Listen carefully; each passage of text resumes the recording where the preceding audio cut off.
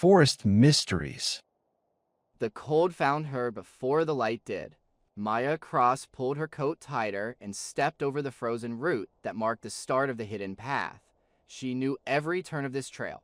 She had walked it in darkness more times than she could count, and each time the forest received her the same way, silent, watchful, asking nothing. The snow caught the faintest hint of gray from the sky, just enough to see by. Her breath came in short white bursts. She was 16 years old, and this was the only hour of the day that belonged to her. The rest belonged to her father's rules, to the ranger station's thin walls, to the memory of a mother who was never coming home. The den lay in a hollow between two granite slabs, sheltered by a tangle of fallen pine.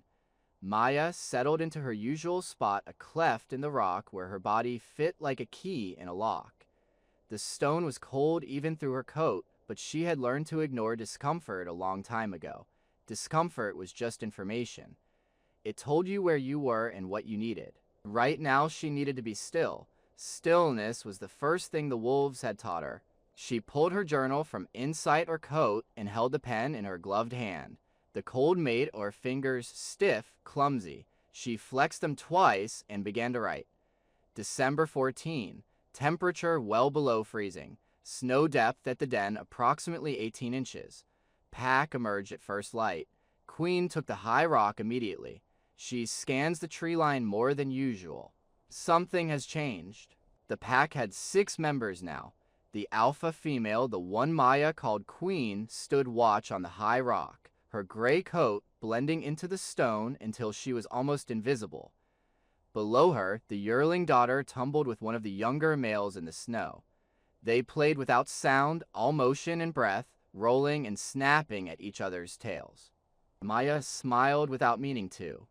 Daughter was bold, always pushing at the edges of what the pack allowed.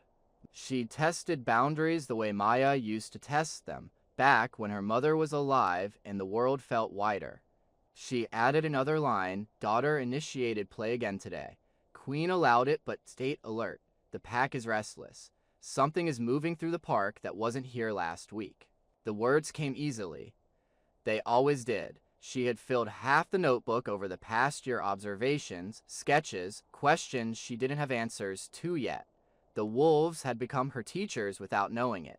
They showed her how to watch, how to wait, how to move through the world without leaving a trace. She had learned more from them than from any textbook or lecture her father tried to give her. They were not pets. They were not monsters. They were a family, and she had spent 12 months learning the shape of their lives. The wind shifted. Daughter stopped playing. Her head came up, ears forward, nostrils flaring. Maya held her breath. The whole pack stilled, a single living thing with many bodies, and for a long moment nothing moved in the clearing. Then Queen turned and led them into the trees, silent as smoke. Something had spooked them. Something with a wrong smell. Maya waited until the forest settled.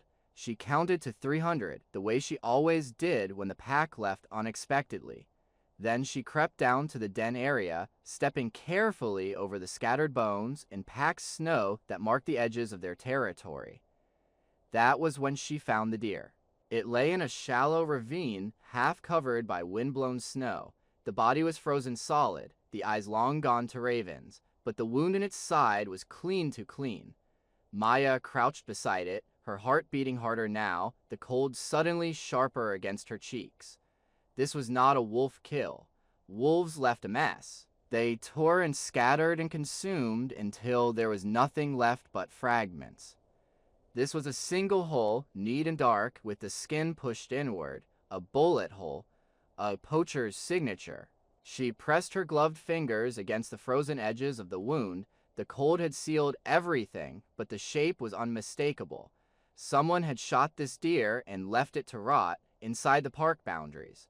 In sight or park, the discovery sat heavy in her stomach like a stone dropped into deep water. The walk home was faster than usual.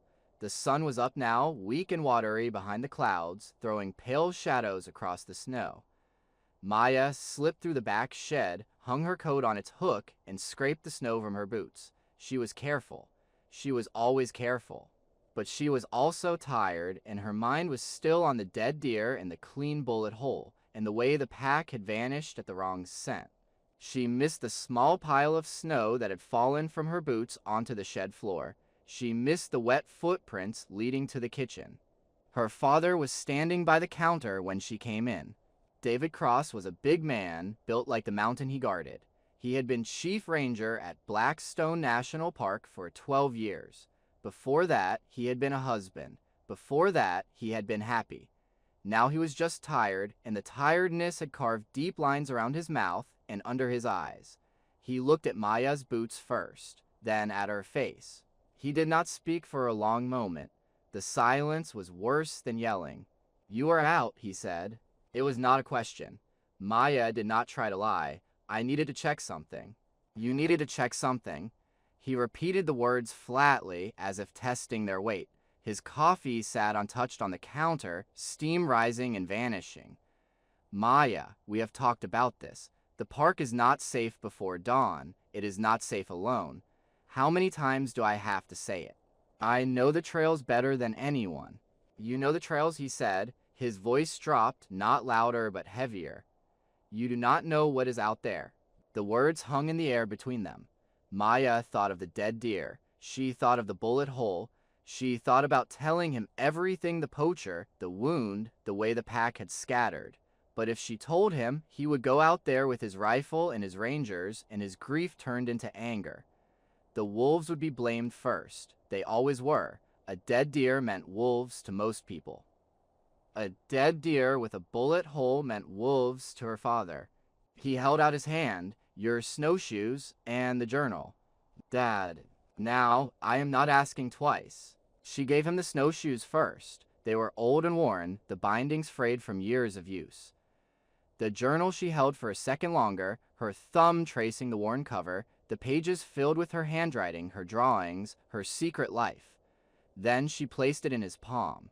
He took it without looking at it and set it on the high shelf above the kitchen cabinets, where she could not reach even on a chair. "You will thank me someday," he said. He said it like he was trying to convince himself.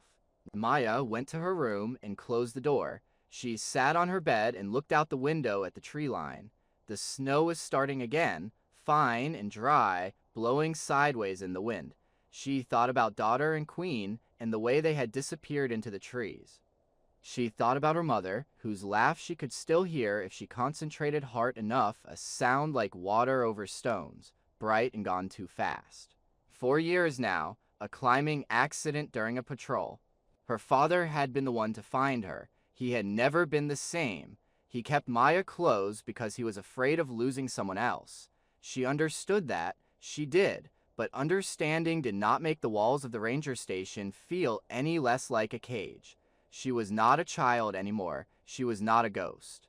She was alive, and the world outside was alive too, and she could not spend her whole life inside a locked room, just because the world sometimes broke the things you loved. She pressed her forehead against the cold glass. Outside, the world was white and still, and then it was not. A shape moved at the tree line. Tall, human, standing just inside the shadow of the pines, too far to see clearly but close enough to know it was real. The figure did not wave, did not call, did not move at all. It just stood there, watching the ranger station. Watching her.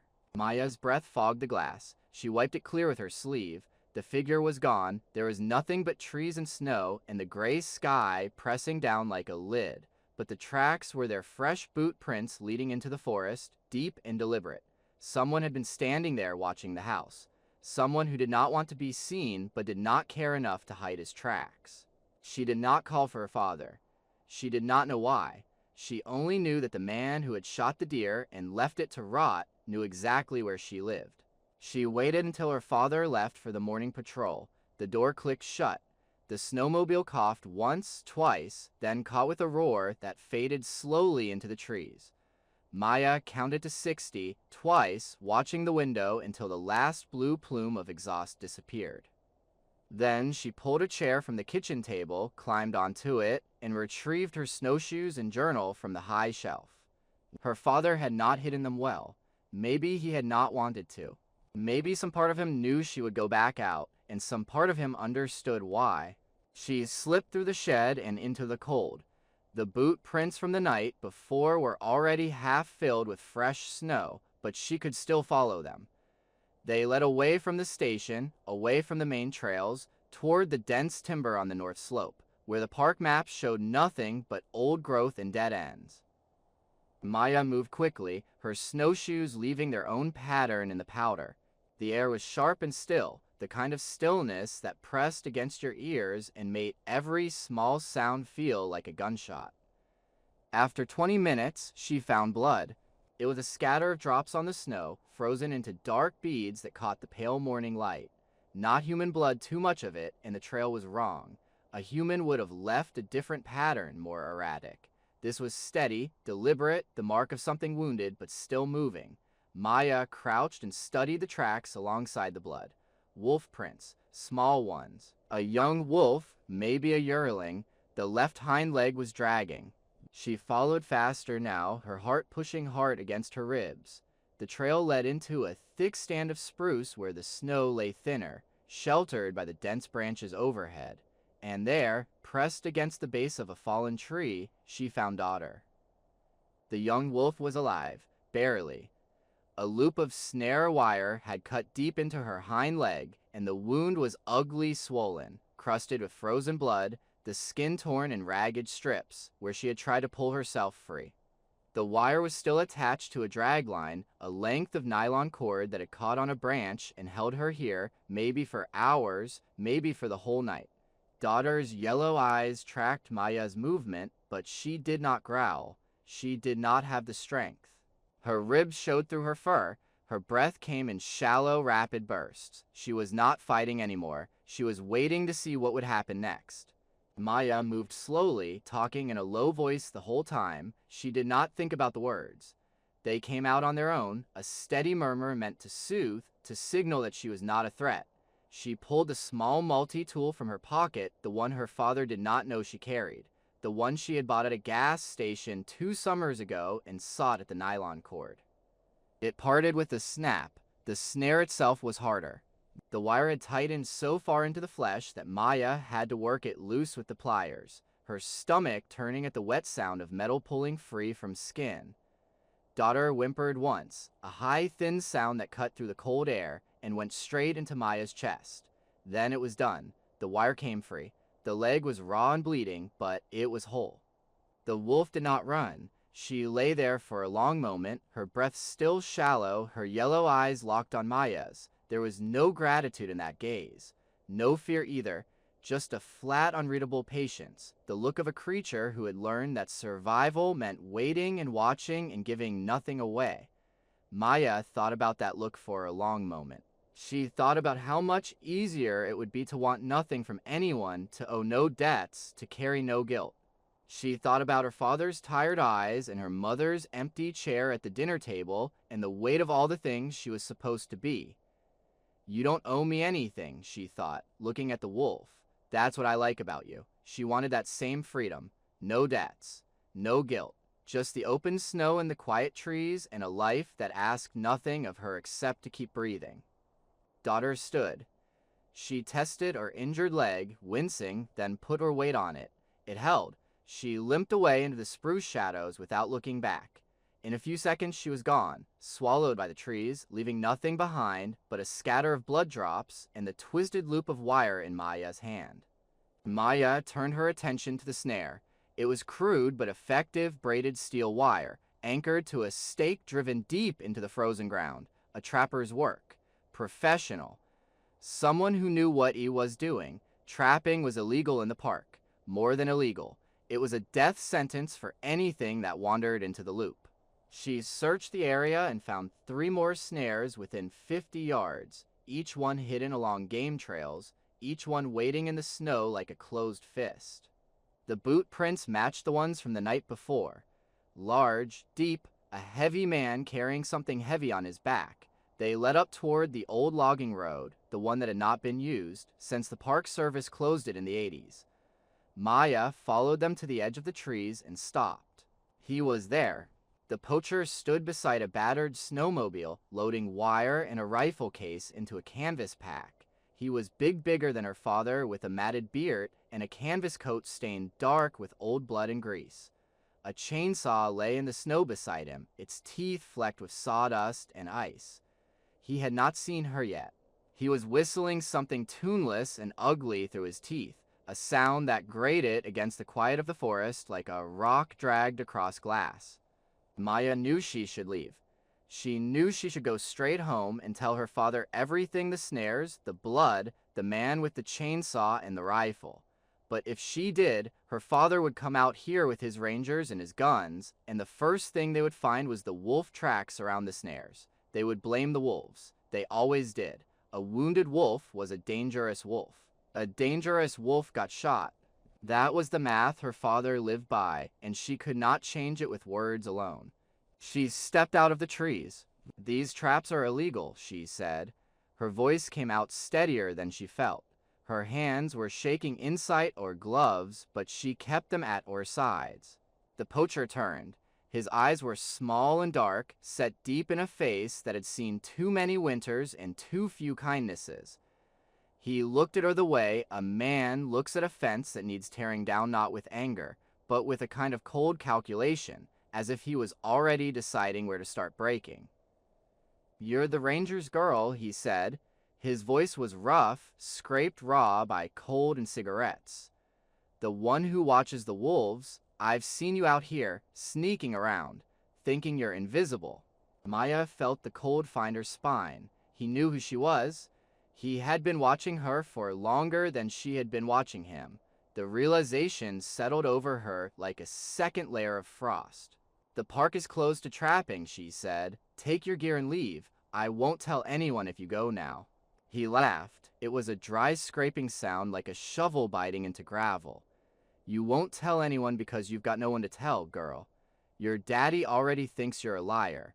I've seen the way he looks at you. He doesn't trust you. Why would he believe anything you say?" He took a step toward her. The snow crunched under his boot. "Those wolves are vermin. They kill the deer. They kill the calves. They spread disease. I'm doing the park a service. Someone has too. They're not vermin." Another step. He was close now, close enough that she could smell the smoke and sweat and old blood on his coat, close enough that she could see the broken veins in his nose and the yellow stain of his teeth. "You think you know something about this place. You don't know anything. You're a kid with a notebook playing explorer while the real world goes on without you. Go home. And if I see you out here again," he paused. The smile dropped off his face. What was left was worse. "I'll make sure you don't come back." Maya ran. She ran through the spruce and down the north slope, her snowshoes slapping the crust, her lungs burning with cold and fear. Branches clawed at her coat. She stumbled once, caught herself on a tree trunk, kept running.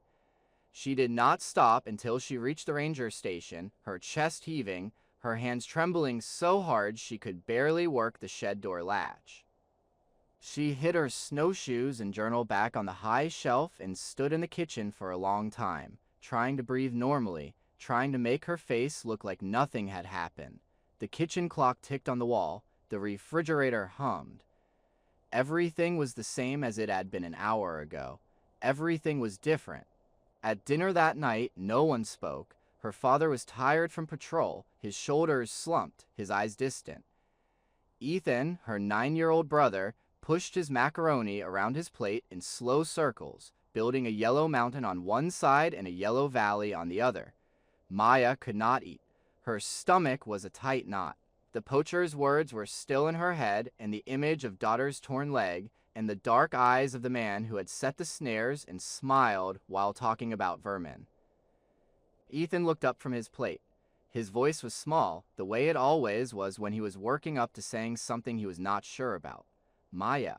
"Yeah. I saw a man near the generator shed today. When Dad was getting wood, he was just standing there."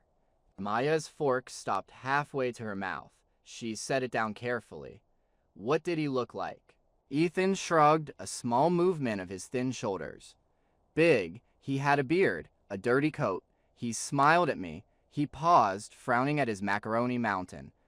"I didn't like his smile. It was too long." Before Maya could answer, the first fat snowflakes hit the window. They came fast and thick, blotting out the trees, swallowing the gray sky, turning the world into a solid wall of white. The radio in the corner crackled with the weather alert, a voice calm and mechanical, warning of high winds and zero visibility, and temperatures that would kill a person in under an hour. The blizzard was early, the blizzard was here, and somewhere out in the white, the poacher was still moving, still setting his snares, still waiting. By midnight, the world outside the window had vanished. Maya stood at the glass and watched the snow swallow everything she knew. The generator shed was gone. The tree line was gone. There was only the wind, howling like something alive and wounded, and the white that pressed against the panes like a held breath waiting to be released. The ranger station groaned under the weight of the storm. Timbers creaked. Somewhere upstairs, a loose shutter banged against the wall in a rhythm that felt almost deliberate, like someone knocking to be let in. Her father had been gone for 2 hours. The backup generator on the North Ridge had failed just after 10, and he had taken the snowmobile out to restart it. Routine work, he had said, nothing to worry about. But he had been gone too long now, and the radio on the kitchen counter stayed silent, no matter how many times Maya checked the channel. The silence was worse than the storm. The storm was just weather. The silence felt like a choice. Ethan sat at the kitchen table, drawing in the margins of an old park map with a stub of pencil. He drew wolves, mostly blocky shapes with pointed ears and long tails, running across the contour lines of valleys that did not exist. He was 9 years old and small for his age, with their mother's dark eyes and their father's stubborn chin. He had been quiet all evening, quieter than usual, and Maya had been too wrapped in her own fear to notice. "Ethan," she said, still watching the window. What exactly did the man near the shed look like? Ethan did not look up from his drawing. Big coat, dirty. He had a beard. He paused, the pencil hovering over the paper. He said I looked like Mom. The words hit Maya in the chest. She turned from the window. He talked to you, you said, just smiled. Ethan shrugged, the same small movement she had seen 100 times when he was trying to make something bad feel smaller than it was. He said a few things. I didn't want to tell Dad. Dad gets mad.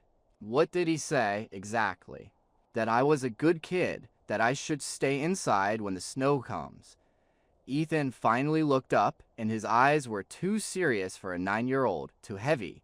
He said the park was going to change, that people like us wouldn't always be here. Maya crossed the kitchen and knelt beside his chair. She put her hand on his shoulder, feeling the small bones through his sweater. Listen to me, that man is dangerous. If you see him again, you run. You don't talk to him. You come straight to me or Dad. Promise me. I promise. But he said it too quickly, the way children do when they want a conversation to end. The wind screamed. The lights flickered once, twice, then steadied. Maya made hot chocolate on the camp stove, more for the ritual than the warmth. Her father had taught her how to use the stove when she was 8, standing on a stool to reach the burner while he guided her hands. Always be ready, he had said. The park doesn't wait for you to grow up. She had not understood then. She understood now. The park was not the enemy. The park was just the place where everything else happened. In our past, the storm got worse. Maya checked the radio every 5 minutes, cycling through channels, listening to static and wind and the occasional crackle of distant lightning. She thought about daughter, out there somewhere with her torn leg, limping through the drifts. She thought about the pack, huddled together in the den hollow, their breath steaming in the close dark. She thought about her father, alone on the North Ridge with a broken generator and a rifle that was probably still in its case, because he never expected trouble on a routine run. At some point, she must have fallen asleep. The hot chocolate had cooled. Her head was on her arms on the kitchen table. The wind was still howling, but something else had changed, something in the quality of the quiet underneath the noise. She lifted her head. Ethan's chair was empty. The map lay on the table, his pencil still resting in the crease. The back door was open an inch, and snow had blown in across the floor in a thin white drift that was already melting into a puddle. Maya was on her feet before she knew she had moved. She threw open the door and the wind hit her like a wall of ice, sucking the breath from her lungs. Ethan, her voice was ripped away by the storm, swallowed whole. She screamed his name again and again, her throat raw, her eyes streaming from the cold. Nothing answered but the wind. The snowmobile was gone from its spot beside the shed. The tracks were already filling in, fading under the relentless white. She ran to the edge of the yard, her boots sinking to her knees, and saw the faint line of his footprints leading not toward the main trail, but toward the trees, toward the old path. Her path, the path she had walked 100 times alone. He had followed her tracks, of course he had. He was 9 years old and he worshipped her, and she had spent months filling his head with stories about wolves and secret trails and the things you could find if you were brave enough to look. He had wanted to be brave. He had wanted to find her secret world. And somewhere out in the white, the poacher was still moving, still setting his snares, still waiting with his cold smile and his dirty coat and his talk about how the park was going to change. Maya stood in the snow with the wind tearing at her coat and the cold already numbing her fingers and her feet and the skin around her eyes. Her father was gone. Her brother was gone. The radio was silent. The storm was swallowing everything. She was 16 years old, and this was the moment she had been building toward without knowing it, the moment all her secret watching and her careful notes had prepared her for.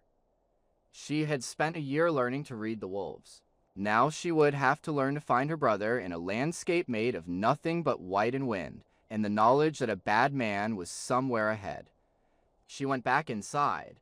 Her hands were shaking so hard she could barely work the laces on her boots, but she got them tight.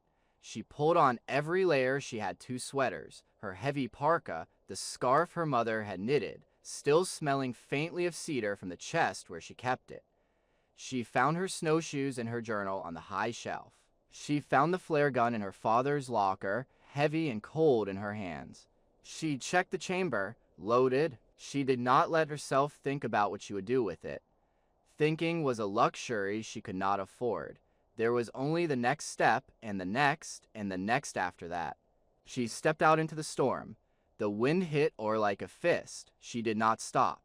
She found Ethan's tracks where they led into the trees, and she followed them, her snowshoes biting into the fresh powder, her face already numb, her heart hammering a rhythm that felt almost like courage. The world was white and screaming, and she walked into it the way the wolves did, head down, steady, intent on the trail ahead. She had been walking for half an hour when she found his scarf. It was snagged on a low branch at the edge of the frozen creek, the blue wool bright against the gray and white of the storm. She pressed it to her face and breathed in the smell of his soap and pencil shavings and the faint sweetness of the hot chocolate he had not finished. She tied the scarf around her own neck, a second layer against the cold, and she kept walking. 50 yards past the creek, she found the tracks. Wolf tracks, fresh and deep, running parallel to Ethan's fading footprints. The pack had been here. The pack had seen him. And ahead, somewhere in the white, she heard the howl, not mournful, not threatening, but clear and sharp and absolutely certain, cutting through the storm like a knife through cloth. The wolves were out there. And they were calling. The howl came again. Higher this time, younger. Maya knew the voice. It was daughter, calling from somewhere ahead and to the left, near the granite slabs where the den hollow lay. The sound was not a warning. It was not a hunting cry. It was the single rising note that wolves used to find each other in weather like this, a thread of sound that said, I am here, where are you, come back to me. Maya had heard it a dozen times from her hidden cleft in the rock. She had never heard it directed at her. She followed the sound. The snow was up to her knees, even with the snowshoes, and each step took effort, a deliberate lift and push and settle that left her thighs burning and her breath coming in ragged gasps. The cold had stopped being a sensation and become a presence, something that walked beside her and pressed against her face and reached down into her lungs with every breath. She thought about Ethan's small boots and his thin gloves and the way he always forgot to zip his coat all the way up. She pushed the thoughts away. Thinking about what could go wrong was a trap. The wolves did not think about what could go wrong. They thought about the next step and the trail ahead and the scent of what they were following. The tracks led her into a sheltered gorge between two ridges, a place the park maps called Dead Horse Hollow, for reasons no one remembered anymore. The walls of the gorge broke the wind, and the snow lay lighter here, only a few inches deep over a crust of old ice. Maya stopped at the mouth of the hollow and caught her breath. Her eyelashes were frozen together. The skin around her nose was raw and cracking. She pulled her scarf up higher and looked at the scene before her. The wolf pack was there, all 6 of them, gathered on a low shelf of rock at the base of the eastern ridge. They had dug themselves a shelter in the lee of the stone, a bowl of packed snow ringed by the heat of their bodies, and they lay together in a tight pile of gray and black and silver fur, breathing in unison, their breath rising in a single column of steam. Queen was at the center, her yellow eyes half closed but still watching, always watching. The big male was at her side. The 2 younger males flanked them, and there, on the edge of the group, was Daughter. The young wolf's leg was still raw, the wound dark against her pale fur, but she was standing. She had made it back to the pack. She lifted her head and looked directly at Maya, and the look was not the flat patient stare of the trapped animal she had freed. It was something else, something sharper. Recognition, maybe, or curiosity. Or the same unreadable assessment that Maya had seen Queen give to new things that entered or territory. Maya stood very still. She knew enough about wolves to know that running was the worst thing she could do. Running made you prey, so did fear. The wolves could smell fear the way she could smell the cold instantly, completely, down to the root of what you were. She breathed slowly and let her shoulders drop and did not look away from Daughter's yellow eyes. I helped you, she thought, and the thought was almost a prayer. Now I need help. Just don't turn on me. Then she caught herself. That was not why she had freed the wolf. She had freed the wolf because it was the right thing to do, because the snare was cruel, because she could not walk past suffering and pretend she had not seen it. She corrected herself, whispering into the cold air, "Just don't turn on me." Daughter blinked. Then she lowered her head and lay back down, curling into the warmth of the pack. Queen's eyes closed. The column of steam rose and faded and rose again. The wolves had decided she was not a threat, or they had decided she was not worth the effort. Either way, they let her be. Maya moved along the edge of the hollow, giving the pack a wide berth. The wolf tracks were everywhere now, crisscrossing the snow in patterns that looked random, but were not. She had spent a year learning to read those patterns. The wolves used the same trails over and over, carving routes through the park that followed the contours of the land and the movements of the deer. Ethan's tracks had joined one of those routes. He had been following the wolves, or the wolves had been following him. It did not matter which. What mattered was that there were other tracks now, human tracks, heavy and deep and deliberate, cutting across the wolf trail from the north. The poacher's tracks, and Ethan's small footprints had turned to follow them. The cold in Maya's chest turned to ice. She knelt in the snow and studied the sign the way her father had taught her, back when she was young enough to hold his hand on the trails and believe he knew everything. The adult prints were heavy, the stride long, a big man walking with purpose, carrying something. The something dragged in the snow behind him, leaving a shallow furrow between the footprints. Ethan's prints were beside the drag mark, not in front of it. He was not being chased. He was being taken. She followed the trail out of the hollow. The gorge narrowed into a passage between 2 walls of granite, a natural corridor that ran north toward the park boundary. The wolf tracks fell away here, the pack unwilling to follow the human sign into such close quarters. Maya went on alone, her snowshoes crunching on the packed trail, the walls of stone rising on either side like the ribs of some enormous buried thing. The wind could not reach her here. The silence was absolute. She could hear her own heartbeat, her own breath, the soft whisper of snow settling on her shoulders. She checked her father's compass, north-northeast, the direction of the old logging road, the direction of the trapper's cabin that the Park Service had abandoned 20 years ago and never bothered to tear down.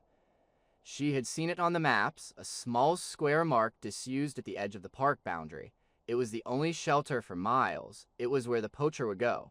The passage opened onto a slope of scattered pine and wind-scoured rock. The storm was thinning here, the snow falling in lazy spirals instead of blinding sheets, and Maya could see the dark line of the tree cover ahead and the faint shape of a structure beyond it.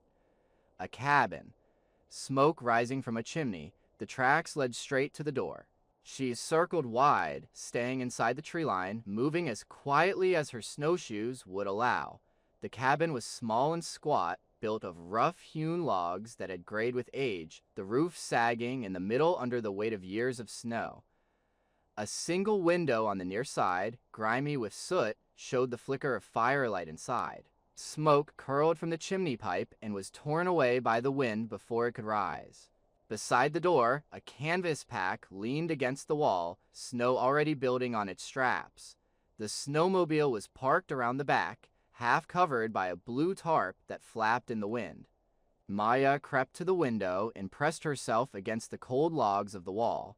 She had to stand on her toes to see through the grimy glass. The room inside was small and bare. A wood stove against the far wall, its iron sides glowing dull red. A table with a kerosene lamp and a half-eaten tin of beans, a rifle propped in the corner. And Ethan, sitting on a wooden chair with his hands tied behind his back, a bruise darkening on his cheek, his eyes wide and wet but still alert. He was alive. He was looking at the floor, but he was alive, and that was enough. That was everything. The poacher stood by the table, his back to the window. He was talking, his rough voice muffled by the glass but still audible, the words scraping out of him like stones dragged over metal. Maya caught fragments ransom and ranger's boy and money by morning and understood enough. He was not just a trapper. He was a man with a plan, a man who had been waiting for leverage, and Ethan had walked right into his hands. Maya ducked below the window and pressed her back against the wall. Her heart was pounding so hard she could feel it in her throat. She had the flare gun. She had her knife. She had the element of surprise. But the poacher had Ethan, and he had a rifle, and he was a big man with big hands and a casual cruelty that she had seen in his eyes by the logging road. She was 16 years old, and she had never fought anyone in her life. She had watched wolves hunt. She had watched them kill. She had never done either. She closed her eyes and thought about daughter lying in the snow with the wire in her leg, waiting to see what would happen next. The wolf had not panicked. The wolf had watched and waited and taken her chance when it came. Maya opened her eyes. She took a breath and another until her hands stopped shaking. Then she crept around the corner of the cabin to find a better angle, a plan, something. She did not know what she was looking for until she found it. Ethan's glove lay in the snow near the woodpile. Bright blue, the mate to the scarf around her neck. She picked it up. Inside the glove was a scrap of paper, torn from the park map he had been drawing on, folded tight and small. She unfolded it with frozen fingers. In Ethan's careful childish handwriting, a single line, Maya, he has a gun.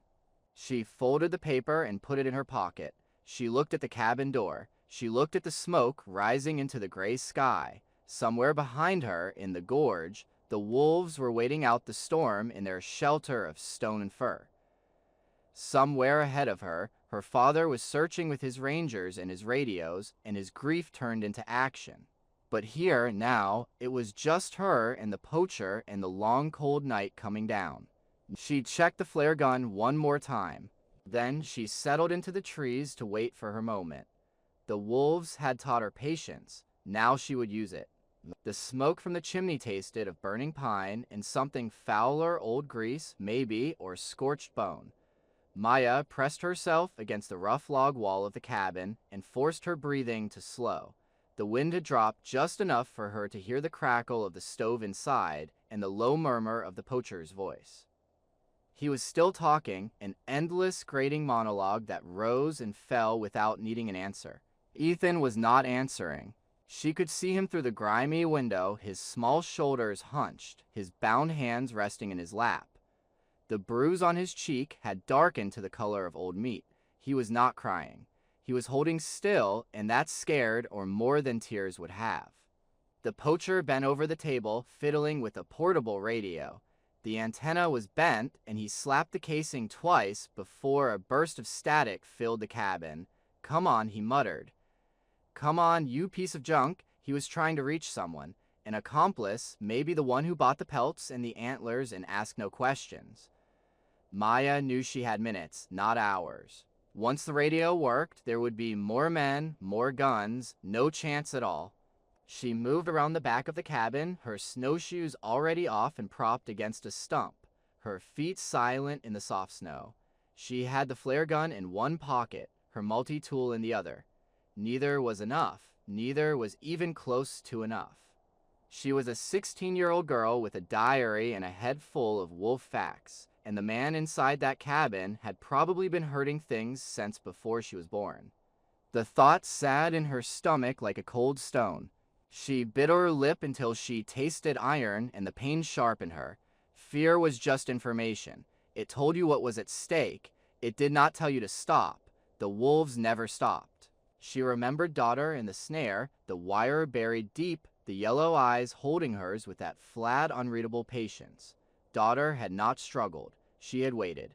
She had watched for the moment when the threat turned away. Maya let out a slow breath that steamed in the gray air and whispered into the cold, "Be like the wolf. Patient. Watch. Strike when he turns away."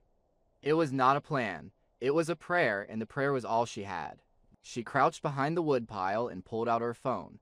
The battery was low. The screen cracked from a fall 2 months ago, but the recording was still there.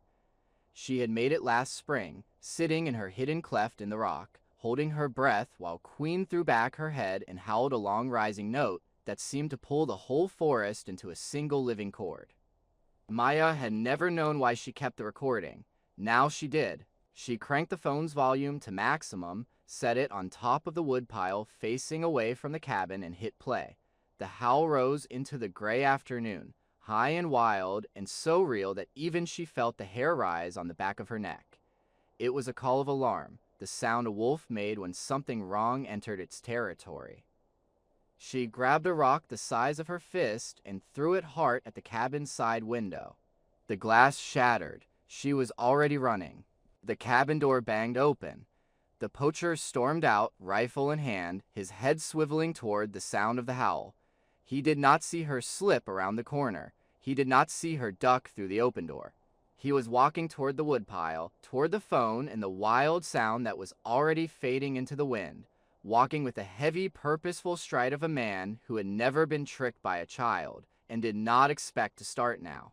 Inside the cabin, the air was thick with heat and the sour smell of unwashed clothes. Ethan looked up, his eyes going wide, his mouth opening. Maya pressed a finger to her lips. She was already at his side, the multi-tool open, the short blade sawing at the nylon rope around his wrists. "Hold still," she breathed. Almost there, the rope parted.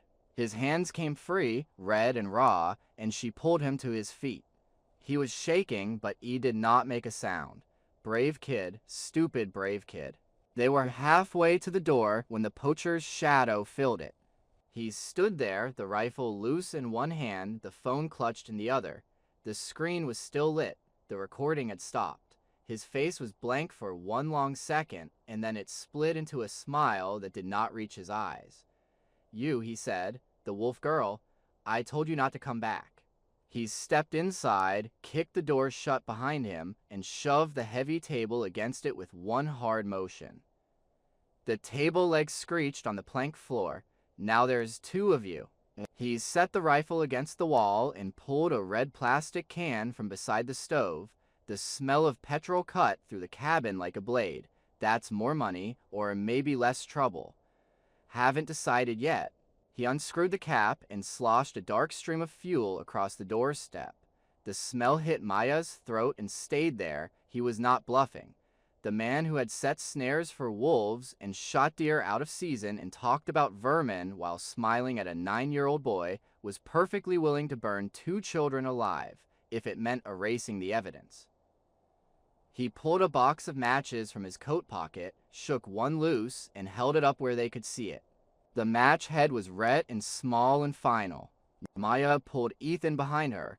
Her body was between him and the poacher, and her hand was in her pocket, closing around the cold grip of the flare gun. She had one shot. One. She did not know if she could hit a man at this distance. She did not know if she could hit a man at all. But she knew that the door was blocked, and the window was too small for both of them, and the petrol was already soaking into the dry wood. She knew that the wolves did not wait for a better option when the one they had was all there was.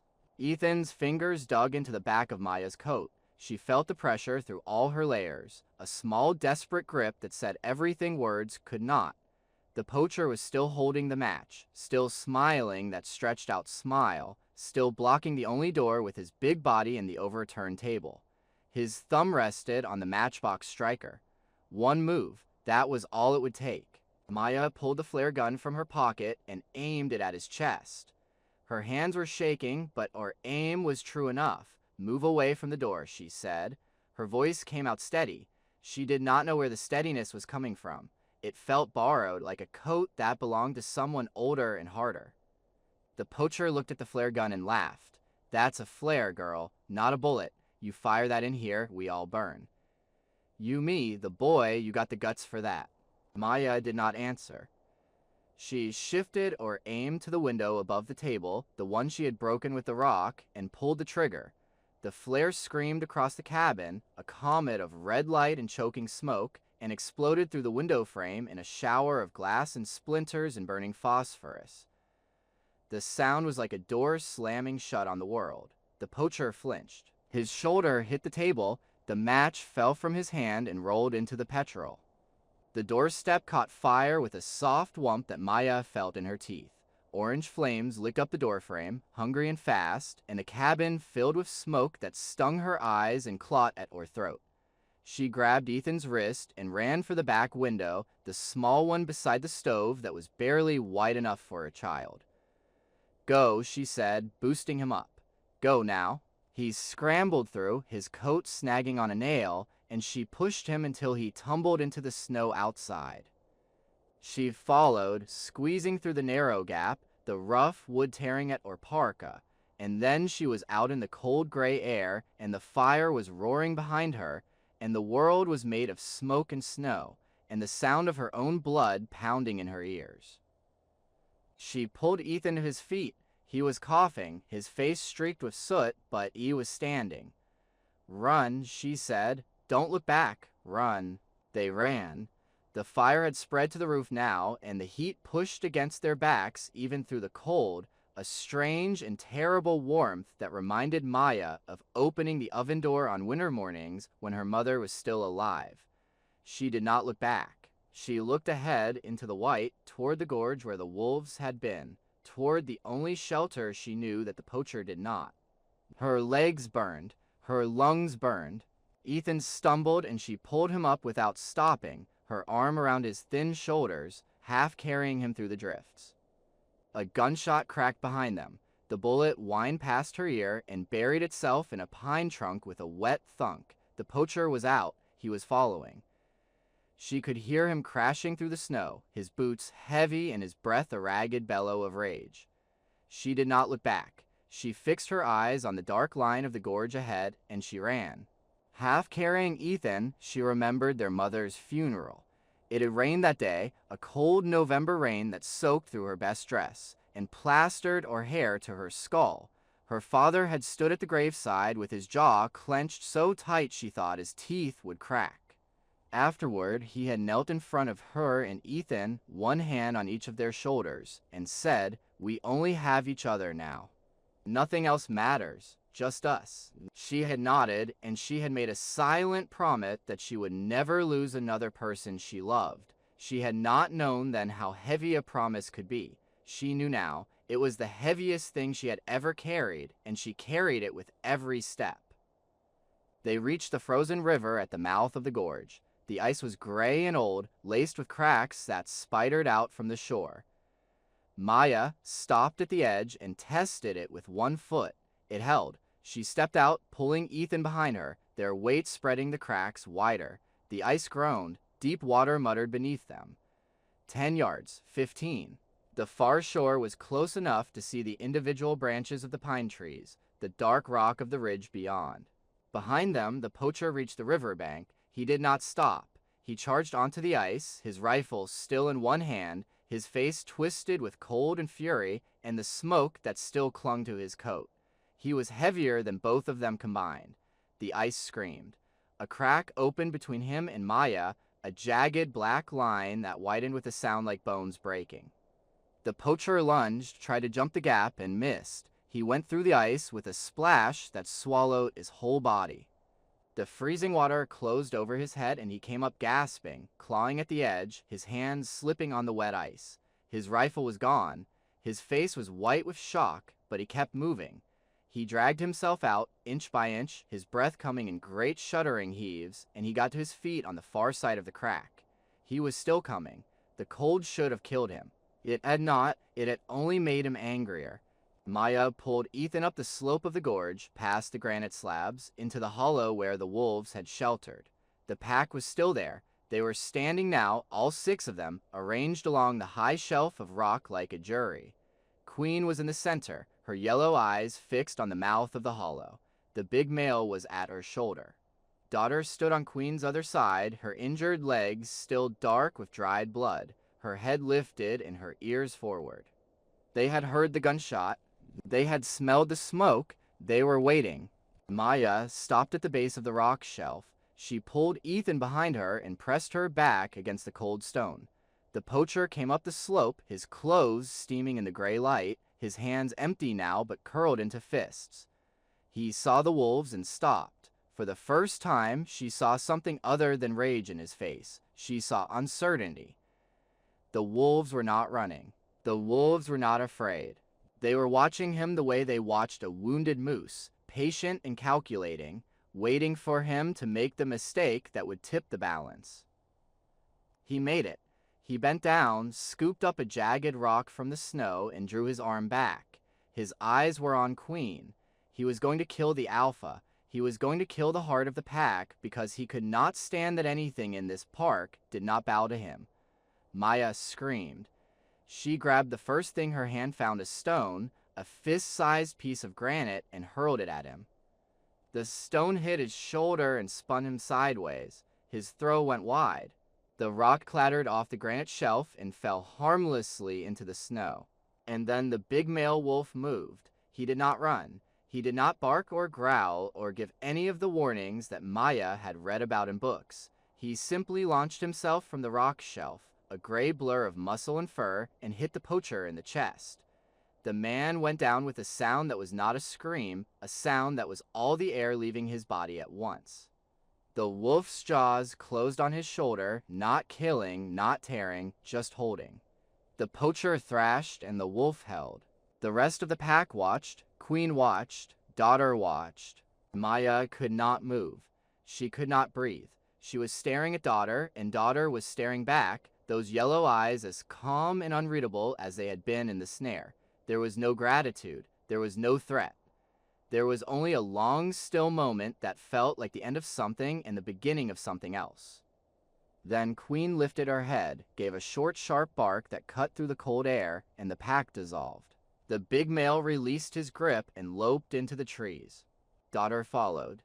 In seconds, the rock shelf was empty and the wolves were gone, and the only sound left was the poacher's ragged breathing and the wind in the pines. The man lay in the snow, bleeding from his shoulder, his eyes open and fixed on the gray sky. He was not moving. He was not speaking. He was just a shape now, a broken thing that had tried to break everything else. Maya stood with her arm around Ethan and watched him, and the wolves had left her the choice. They had not killed him. They had only stopped him. The rest was hers. The poacher lay in the snow and did not move. His shoulder was a dark mess of torn fabric and torn flesh, where the wolf's jaws had held him. Blood melted the snow around him in a slow red circle that widened inch by inch. His chest rose and fell in shallow jerks.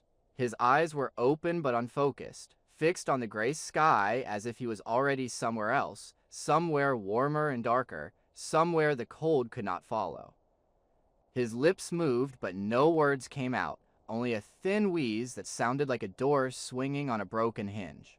Maya stood 10 feet away with her arms still around Ethan. She was shaking. She could not stop. The cold was in sight or now, past the skin and the muscle and the bone, down in the core of her where warmth was supposed to live. Her flare gun was empty. Her multi-tool was gone, dropped somewhere in the snow during the run. She had nothing left but her hands and her brother and the choice that the wolves had left for her. The poacher was helpless. He was bleeding out in the snow, and the pack had not killed him, and that meant the decision was hers. Ethan pulled at her sleeve. His voice was small and cracked, the voice of a boy who had used up all his courage and was running on empty. Maya, is he dead? Not yet. The words came out before she could think about them. She looked down at her brother's face, at the bruise on his cheek, and the soot on his forehead, and the red raw skin around his wrists where the rope had been.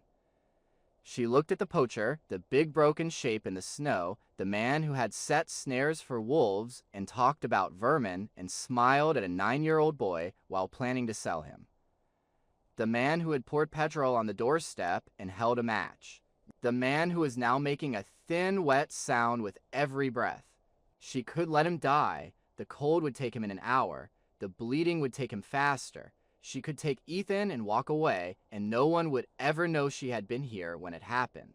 Her father would not know. The rangers would not know. The wolves would not care.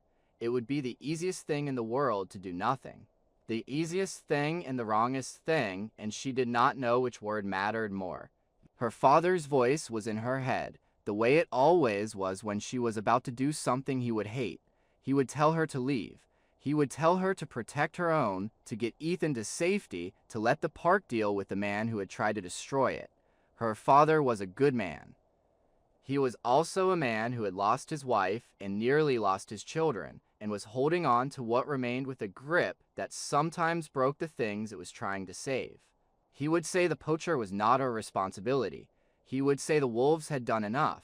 He would say a lot of things, and all of them would make sense, and none of them would be right.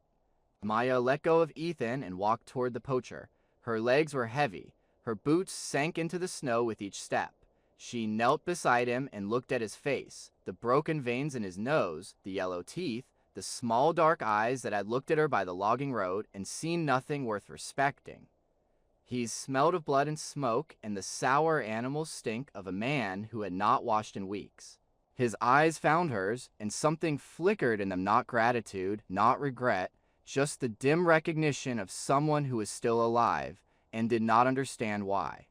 She pulled the scarf from her neck, Ethan's scarf, the blue wool that still smelled faintly of soap and pencil shavings.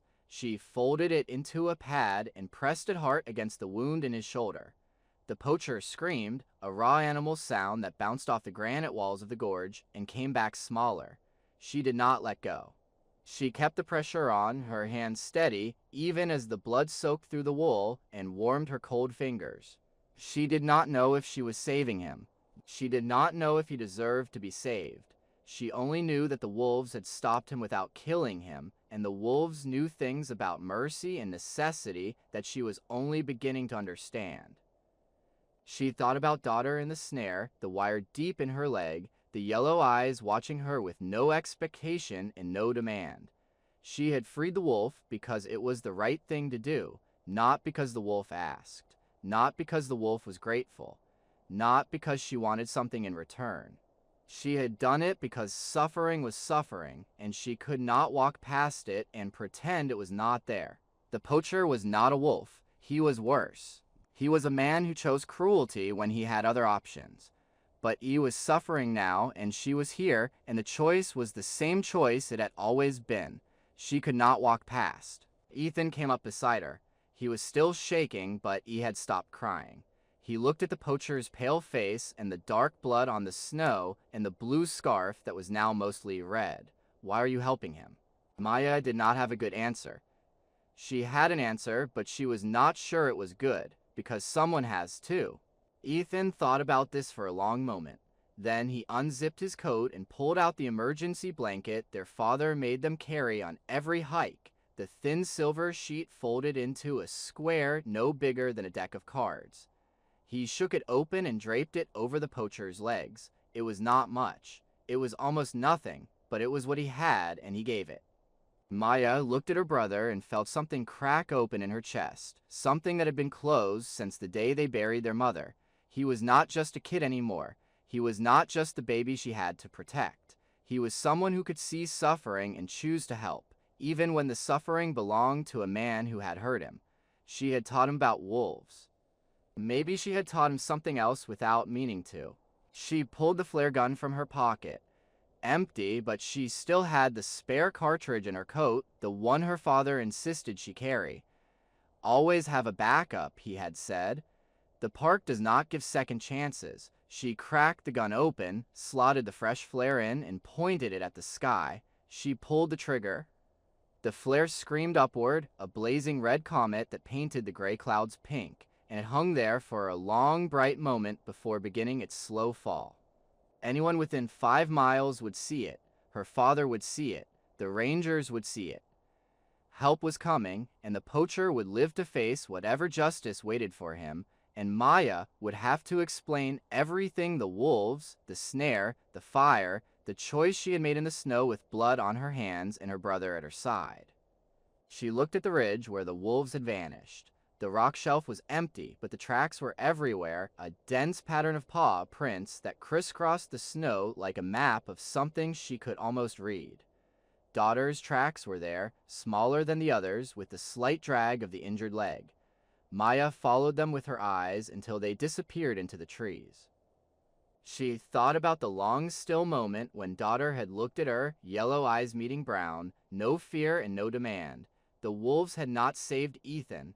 They had not saved her. They had only done what wolves do: protected their pack, stopped a threat, and moved on. But they had left her the moment.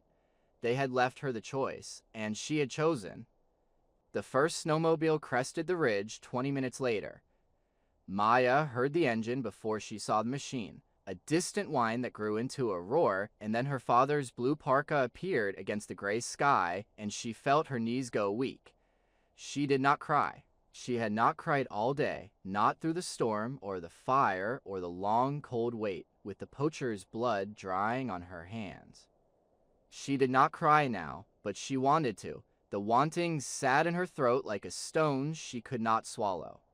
David Cross killed the engine 50 yards out and walked the rest of the way on foot. He was moving slowly, the way he had moved at the funeral, his face set in a mask of control that Maya knew from long experience was the only thing holding him together. He looked at Ethan first, taking in the bruise and the soot and the silver emergency blanket draped over the poacher's legs. Then he looked at Maya, at the blood on her coat and the empty flare gun in her hand, and the wolf tracks everywhere in the snow around them. He did not speak. He just pulled her into his arms and held her so tight she could feel his heartbeat through his coat. She let herself be held. She was too tired to resist. She was too tired to do anything but breathe in the familiar smell of pine and wood smoke and old wool. That meant her father was here, that she was not alone anymore, that the long cold night was over. 2 more snowmobiles arrived within minutes. Rangers she knew by name: Bill Hartley, with his gray mustache and his quiet competence, and Sarah Keene, who was young and fast and had once climbed a sheer rock face to rescue a stranded hiker in a lightning storm. They secured the poacher, called in a medevac on the radio, and wrapped Ethan in a proper thermal blanket. Sarah knelt beside him and asked gentle questions in a voice that made him smile for the first time in hours. Bill examined the wolf tracks with a flashlight and said nothing. He just looked at Maya with an expression she could not read, something between curiosity and a deep, slow-burning respect. The medevac helicopter could not land in the gorge. They had to carry the poacher up to the clearing on a stretcher, his shoulder bandaged with proper gauze now, an IV line running into his arm. He was conscious but silent, his eyes closed, his face gray. Maya watched them load him onto the helicopter and felt nothing. Not satisfaction, not anger, just a hollow tiredness that went all the way down to her bones. The helicopter lifted off in a whirl of snow and noise and was gone, taking the poacher with it, taking the worst of the danger, leaving only the aftermath. She refused to leave the ridge. Sarah offered her a seat on the snowmobile, and she shook her head. Bill offered her a thermos of coffee, and she took it but did not drink. She was waiting. She did not know for what. She only knew that she could not leave this place without seeing daughter one last time, without some kind of sign that the wolves had understood what happened here. The pack had vanished into the trees and not returned, and she needed to believe they were all right. She needed to believe that the big male was not hurt, that Queen was still watching from her high rock, that daughter's leg was healing. The wolves did not owe her anything, but she owed them. She owed them for the silence in which they had left her the choice. She owed them for not killing when they could have killed. She owed them for being what they were, wild and indifferent, and somehow, in a way she could not explain, just. Her father walked up beside her. He did not say anything for a long time. He just stood there, his hands in his pockets, his breath steaming in the cold air, looking at the same empty ridge she was looking at. The silence between them was different now. It was not the heavy silence of the morning, when he had taken her journal and told her she did not know what was out there. It was a lighter silence, an open silence, a silence that had room for questions. In the medic's tent, before the helicopter came, she had found her journal in her pack. The cover was bent, the pages were damp at the edges, but the words were still there, her year of watching and waiting, her records of the pack and the den, and the slow unfolding story of daughter growing from a pup into a yearling. The last entry before the storm was dated 3 days ago, and it read, "Daughter finally let me see her run. Full stride, no limp, the whole meadow was hers." She read the words and thought about the wolf running through the meadow, young and strong and unafraid, and she thought about herself, standing in the snow with her brother's blood on her coat and the poacher's life in her hands. She opened the journal to a fresh page and wrote, in cold, stiff letters that slanted across the paper, "Today, she saw me run." Then she closed the journal and put it back in her pack. She did not know if she would ever write in it again. She did not know if she needed to. The thing she had been trying to understand by watching the wolves was no longer outside her. It was inside. She had run. She had fought. She had chosen. The wolves had taught her how to be still, and the storm had taught her how to move, and both lessons were the same lesson in the end. David cleared his throat. He pulled something from inside his coat and held it out to her. Her journal. The one he had taken from the high shelf. The one he had never read until now. "I read it," he said. His voice was rough, scraped raw by cold and worry, and something else that might have been regret. "When the storm hit and I couldn't find you, I read the whole thing. I wanted to know where you might have gone." He paused. The journal hung in the air between them. "You saw things I never did. All those hours you were out there, all those notes, you understood them. The wolves, you understood them better than I ever could." Maya took the journal. Her fingers brushed his, and she felt the roughness of his skin, the calluses from years of handling ropes and tools, and the stock of a rifle he had never wanted to fire. She opened her mouth to say something, an explanation, a defense, an apology, and none of it came. Instead, her face crumpled. She had held herself together through the storm and the fire and the long, cold wait. She could not hold herself together through this. Her father pulled her into his arms again, and this time she cried. She cried for her mother, who was never coming back. She cried for Ethan, who had been so brave and so small. She cried for the wolves, who had asked nothing and given everything. She cried for herself, the girl who had sneaked out before dawn to watch the wild things and had come back different, harder, older, alive.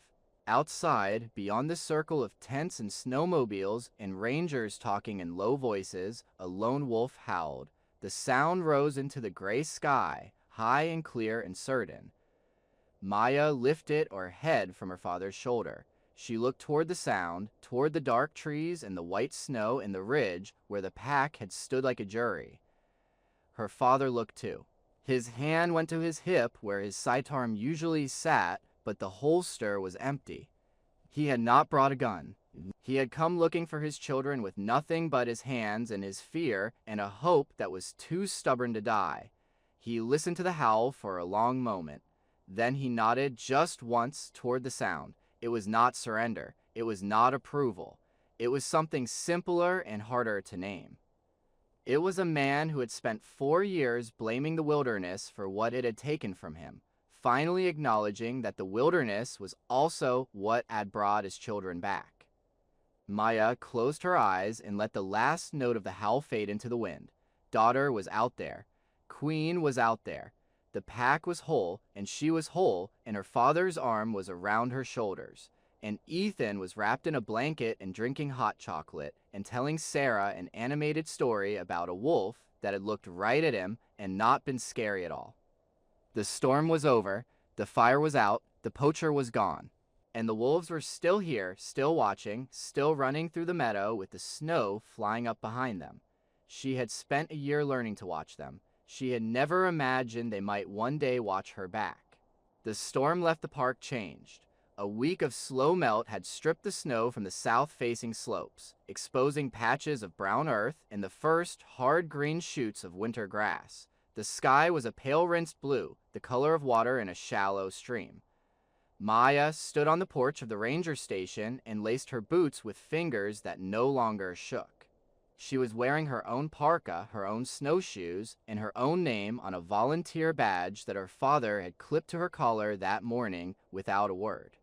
He was waiting by the snowmobile, checking the fuel gauge and the radio and the emergency kit with the same methodical care he brought to everything. His movements were slower than they had been a week ago. The deep lines around his mouth had softened, or maybe she was just seeing them differently.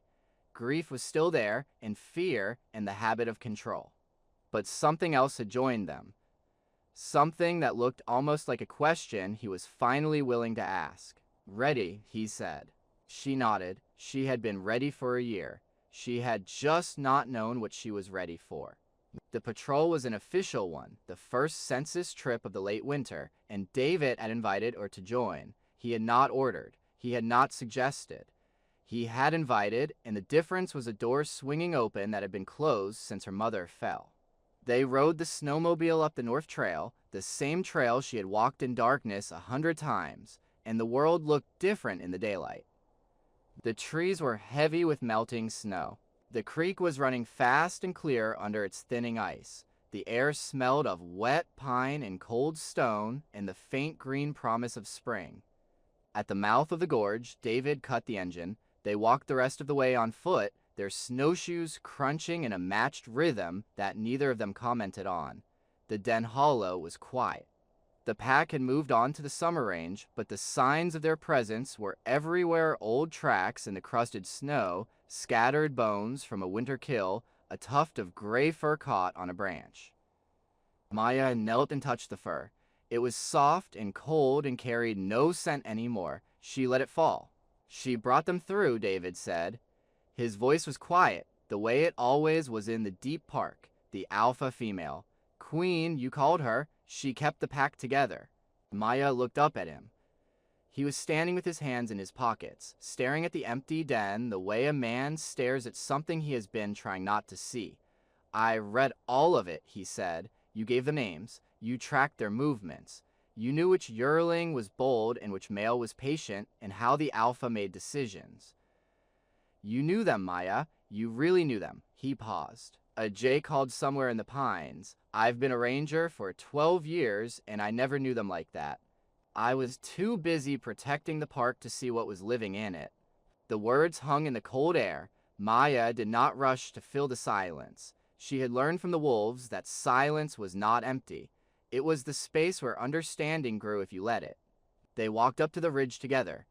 The view opened out across the valley, a wide white bowl ringed by granite peaks and dark timber. David stopped at the edge and stood still for a long time. His jaw was working, the way it did when he was trying to say something that did not fit easily into words. "Your mother loved this spot," he said finally. "She used to come up here on her days off. She said it was the only place in the park where she could see the whole world at once." Maya felt the words go into her chest. Her mother had been a climber, a woman who moved through vertical spaces with the same ease Maya felt on the forest floor. She had fallen on a patrol 4 years ago, a rope anchor failed, and her father had been the one to find her body at the base of the cliff. He had never talked about it, not once. He had locked the grief inside himself and thrown away the key, and everything he had done since the rules, the fear, the tight grip on his children had been an attempt to keep the world from taking anyone else. I blame the park, he said. His voice cracked on the last word and he stopped. He took a breath. I blamed the park for taking her, and then I blamed the wolves for every dead deer and the weather for every close call and you for wanting to be out in it. I blamed everything except the one thing that was actually to blame. He turned to look at her. His eyes were wet, but he was not trying to hide it. It was an accident. The anger failed. It wasn't the park. It wasn't the mountains. It wasn't your fault for wanting to explore. It was just a thing that happened, and I couldn't accept that because accepting it meant accepting that I couldn't protect you from everything. Maya did not speak. She stepped forward and put her arms around him. He was stiff for a moment, surprised, and then he folded around her the way he had when she was small, his chin on top of her head, his big shoulders curving to make a shelter. They stood like that on the ridge while the wind blew cold across the snow, and Maya felt something shift between them, something old and heavy finally beginning to lift. When they pulled apart, she saw them. The pack was crossing the valley below, moving in single file through the deep snow, their coats silver and gray and black against the white. Queen was in the lead, but she was limping, her stride shorter than Maya remembered. Behind her, daughter walked with her head high, her injured leg barely favoring the snow. The young wolf had grown in the past week. Or maybe she had not grown. Maybe she had just become what she was always going to be. They watched the pack cross the valley. Queen stumbled once, a small hitch in her gait that made Maya's heart tighten. Daughter moved up beside her, not challenging, just present, her shoulder brushing the alpha's flank. There was no fight. There was no drama. There was only the quiet transfer of something that had been earned over years and miles and winters, a leadership that passed from mother to daughter, the way rivers passed from one valley to the next. David was watching too. His face was still, but his eyes were alive in a way Maya had not seen in years. The pack has a new alpha, he whispered. Maya nodded. She's the daughter, she said. That's what I named her when she was a pup. She was always the one who pushed at the edges, who tested the rules, who wanted to know what was beyond the boundary. She paused. The words came out before she could stop them. Like someone else I know. David looked at her. For a long moment he said nothing. Then the corner of his mouth lifted, just a fraction, the ghost of a smile that had been hiding for 4 years. Yeah, he said. I know someone like that too. They stayed on the ridge until the pack disappeared into the trees on the far side of the valley. The sun was beginning its slow slide toward the peaks, and the cold was deepening, and it was time to go home. Maya took her journal from her pack. She had not written in it since the day of the storm, but she opened it now to the last page and wrote a single line. Queen has stepped down. The daughter leads now. The pack goes on. She closed the journal and held it for a moment, feeling its familiar weight, the worn cover, the pages that had seen her through a year of watching, and one long night of fire and blood and choice. She placed the journal inside a small weatherproof box she had brought in her pack. She sealed the lid and wedged the box into a cleft in the rock at the edge of the overlook, the same cleft where she had sat 100 times and watched the wolves in the valley below. She did not know if anyone would ever find it. She did not know if the next quiet watcher would pick it up and read or notes and learn the names she had given to the wild things. But she wanted there to be a chance. She wanted the knowledge to live outside her in the park where it belonged. She pulled a stub of pencil from her pocket and scratched a short message on the lid of the box. Look, don't touch. Learn, don't tame. David watched her do it. He did not ask what she was leaving. He did not tell her to take it back. He just nodded, the same small nod had given to the wolf howl a week ago, and started the walk down. Summer came to Blackstone National Park like a slow green wave. The snow pulled back to the highest ridges, and the meadows filled with wildflowers, purple lupin, red paintbrush, the white froth of yarrow. The creeks ran fast and cold, and the deer moved down from their winter range, and the wolves followed them, a quiet shadow at the edge of every meadow. 6 months had passed since the blizzard. Maya Cross walked the main trail below the visitor center with a ranger's hat shading her eyes and a junior ranger badge pinned to her shirt. The badge was new. The name on it was hers, and beneath her name was a single word in small black letters, volunteer. It was not a full ranger position. She was still 16, still in school, still years away from the uniform her father wore. But it was a start. It was the door opening, and she had walked through it. Behind her, a group of 12 visitors picked their way along the trail. They were a mix of retired couple from Oregon with matching binoculars, a young family from the city with 2 small children who kept stopping to look at bugs, a man with a camera and a serious expression who had already asked 3 questions about bear safety. Maya led them with the same patience she had learned in the cleft of the rock, moving at the pace of the slowest walker, stopping often to let them look and listen and breathe the pine-sweet air. Ethan walked beside her. He was 10 now, taller than he had been in the winter, the bruise long gone from his cheek, but the memory of it still there in the way he sometimes went quiet at sundown. He wore his own junior ranger badge, and he carried a small notebook in which he had drawn 6 wolves running across a meadow. He had taken over her old habit. He wrote down what he saw, what he heard, what he wondered. She had caught him last week sitting on the porch at dawn, watching the tree line with the same stillness she had taught herself. He was learning. He was becoming someone who paid attention. The trail crested a small rise and opened onto the overlook. The valley spread below them, green and gold in the afternoon light, the river a silver thread winding through the meadow. Maya stopped at the rail and let the group gather behind her. The retired couple raised their binoculars. The children pressed against the rail. The serious man with the camera adjusted his lens. "This is where the Black Stone Pack lives," Maya said. Her voice came out clear and steady, the voice of someone who had given this talk before and would give it again. "They've been here for 12 years. The current alpha is a female about 4 years old. She had her first litter this spring, 2 pups." The woman from Oregon lowered her binoculars. "Have you seen them? The pups?" Maya smiled. "I've seen them. They're healthy. Curious. They chase each other around the meadow every evening while the adults hunt." She did not tell them how she had first seen the pups, lying on her stomach in the wet grass while the daughter, the alpha now watched her from 20 yards away with those same yellow eyes, still unreadable, still wild. She did not tell them about the snare or the fire or the long walk through the storm. Those were not stories for a public hike. Those were stories she was still learning how to tell. She took a breath and began the talk she had practiced in her room for a week. She told them about wolf packs and their social structures, about the way they communicated over miles with nothing but their voices, about the role they played in keeping the deer population healthy and the park in balance. She told them about Queen, the old alpha, who had led the pack through hard winters and drought summers, and had finally stepped down in the spring to let her daughter lead.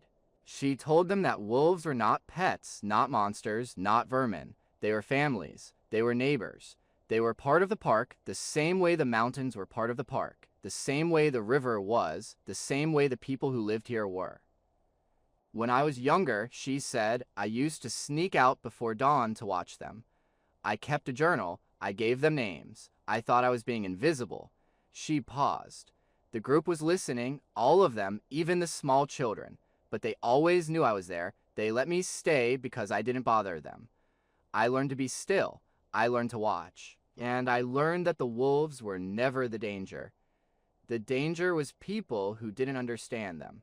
Ethan stepped up beside her. He had been quiet for most of the hike, but now he raised his hand the way he did in school, a small formal gesture that made Maya's heart squeeze. She nodded at him. "I saw them too," he said, his voice high and clear, "during the blizzard. They didn't hurt me. They just looked at me, and then they helped my sister." He glanced at Maya for confirmation. She gave him a small nod. He had earned the right to tell this part. They stopped a bad man. They didn't kill him. They just stopped him, and then they walked away. The visitors were silent. The woman from Oregon had tears in her eyes. The serious man with the camera had lowered his lens and was just looking. The children had stopped fidgeting. For a long moment, no one spoke, and the only sound was the wind in the pines and the distant rush of the river. Then, across the valley, a wolf howled. The sound rose into the summer air, high and sweet and absolutely certain. It was not a threat. It was not a warning. It was the call of an alpha checking in with her pack, a thread of sound that said, "I am here. Where are you? Come back to me." Maya knew the voice. It was Daughter, calling from somewhere on the far ridge. The howl hung in the air for a long moment, and then it was answered by a chorus of higher voices, the pups, yipping and yowling, still learning how to shape the sound. The visitors gasped. The woman from Oregon grabbed her husband's arm. The children pressed against the rail, pointing. The serious man raised his camera and then lowered it again, as if he understood that some things could not be captured. Ethan looked at Maya. His eyes were bright. He cupped his hands around his mouth, the way she had taught him on a winter afternoon 2 years ago, and he let out a howl of his own. It was not perfect. It cracked in the middle and wobbled at the end, but it was close enough. It was close enough to be a question, and across the valley, Daughter answered. A single rising note, clear and direct, aimed straight at the overlook where the small crowd stood with their binoculars and their cameras and their mouths open in wonder. Maya felt the sound go through her. She closed her eyes and saw the winter forest, the snow falling, the yellow eyes of the trapped wolf, the long walk through the storm. She saw her mother, standing on this same overlook, laughing at something Maya could no longer remember.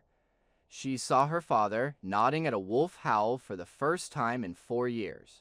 She saw Ethan drawing wolves on a park map, and the poacher, bleeding in the snow, and Queen, limping into the trees with her daughter at her side. She saw the whole long arc of it, the fear and the loss and the choosing. The wolves had not saved her. They had not rescued Ethan. They had only been what they were: wild, indifferent, alive, and in being what they were, they had shown her how to be what she was. She opened her eyes. The group was watching her, waiting. She smiled and gestured toward the valley. "That's Daughter," she said, "the alpha of the Blackstone pack. She had her pups in the den below the ridge this spring. If you're very quiet and very patient, you might see them at dusk." She paused. The howl was still echoing in her chest. She remembered us. The visitors stayed at the overlook for another hour, watching the meadow fill with the long, golden light of late afternoon. The pups never appeared, but the wolves howled twice more, and each time Ethan answered, and each time Daughter answered back. The woman from Oregon wrote down the names Queen, Daughter, the Blackstone pack, and said she would tell her grandchildren. The serious man with the camera took a single photo, not of the wolves, but of Ethan with his hands cupped around his mouth, a small boy calling across a valley to something wild. At the back of the group, David Cross stood with his hands in his pockets and a smile on his face that Maya had not seen since she was 12. He had walked up from the station to meet them, still in his ranger uniform, still carrying the weight of 12 years of responsibility and 4 years of grief, but the weight was lighter now. Maya could see it in the way he stood, the way he watched Ethan howl without flinching, the way he looked at her with something that was no longer fear. She walked over to him. The group was busy comparing photos and pointing at the valley. No one was listening. "You did good," he said quietly. "The talk, you did good." "I had a good teacher," she said. "A few of them, actually." He laughed, a short, surprised sound that seemed to catch him off guard. Then he put his arm around her shoulders, and they stood together at the edge of the overlook, watching the sun sink toward the peaks and the long shadows stretch across the meadow. The wolves howled one last time, a full chorus this time, the whole pack singing together from somewhere in the timber. The sound filled the valley like water filling a cup. Maya closed her eyes and let it wash over her. She had spent a year learning to be still. She had spent one terrible night learning to move. She had spent the months since learning to live somewhere between the two, in the space where stillness and action met, where watching became understanding and understanding became choice. We only have each other, her father had said at the funeral, and he had been wrong. They had each other, yes, but they also had the park, and the wolves, and the long green summers, and the hard white winters. They had the memory of a woman who had loved this valley enough to climb its cliffs and walk its ridges. They had a boy who could howl across a valley and get an answer. They had a pack that had chosen not to kill, and a girl who had chosen not to let a man die, and a future that was no longer a locked door, but an open trail leading into trees she had not yet explored. The sun touched the ridge. Across the valley, the wolves fell silent. Maya whispered into the cooling air she remembered.